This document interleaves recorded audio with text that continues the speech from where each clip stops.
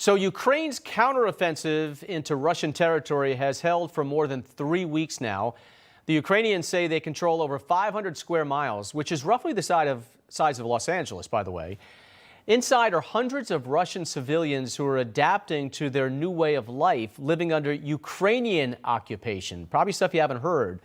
In an exclusive report, our foreign correspondent Zach Anders was granted rare access and taken inside this territory into an armored vehicle embedded with the Ukrainian military. And Zach joins us now live from Bucha, Ukraine. Zach, how are you this evening? Hi, doing good. Yeah, this was an incredible experience and a rare insight into areas journalists don't often get to go. It's very difficult for any journalist, Western journalists especially, to go from Moscow to these Russian villages that are along the front lines. The Russian army shuts you out, so we don't get to speak to those Russians that live closest to the war. As we went into this Kursk territory, we were able to finally speak to some of these Russians affected, and we were surprised that many of them don't want to talk about the war. They say they don't follow politics, they don't get involved, and it was very tense for them. They did not want to speak to us about their current situation. Many of them did not. But this war, of course, has come to them now. As we were there, the fighting was taking place all around us. We could hear the explosions. It was very tense. One of the takeaways, though, is you'll see in this footage, and as we heard from these Russians, is that the Ukrainians right now, they say they're treating them well, that they've been bringing in all the supplies they need and taking care of them. For the first time since World War II, Russia is fighting for its own soil, while hundreds of Russians now live under Ukrainian occupation. Does that scare you? No. Дай Бог вам здоровья. Ни в чем мы не виноватые, что так получилось. Our soldiers said us that Ukrainian soldiers are so bad, so dangerous. But I don't know. No, I don't think that like this. Ukraine's counteroffensive into the poorly defended Kursk region of Russia comes as they are being pounded in the southeast, in apparent attempts to divert Russian resources and force Putin to fight to free his own people. Умирать придется скоро. А что тут, а так? А я не хочу так умирать, я хочу, чтобы дети похоронили меня.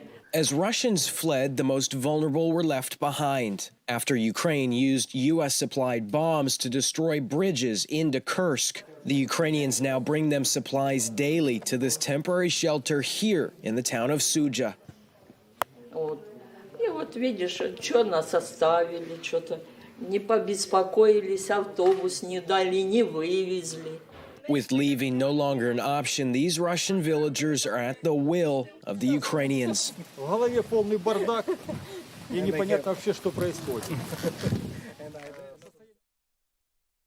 And right now, there are no plans for any evacuation or humanitarian routes that will be established between the Russians and the Ukrainians, so these people are effectively stuck. And the Russian state media claims that this incursion, that again has lasted for over 3 weeks now, has killed 31 Russians. Now, as we were there, as we were asking some of these Russians about this, no one we spoke to knew anyone that died to date through this entire occupation. But that said, this is a large area, again, about the size of the city of Los Angeles, so we weren't able to see it all. And the fighting is still taking place about 5 miles deep inside Russia. So this is a considerable incursion that's been taking place here and is likely, as we saw there, going to take or going to last for some time. We did not see any indication that the Ukrainians plan to pull out anytime soon. In fact, we saw them bolstering defenses while we were there.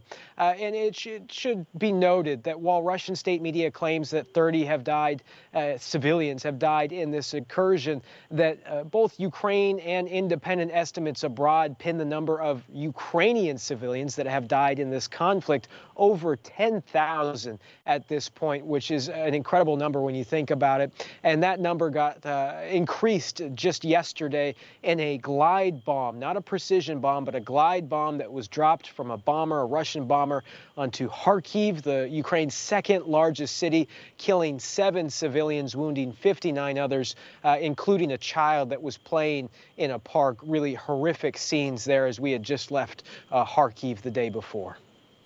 Great job, Zach. It's good to learn that Ukrainians are making some inroads into this war, and because that's really not what we hear over here. It's all Russia, Russia, Russia. So good to know. Thanks again. Be safe.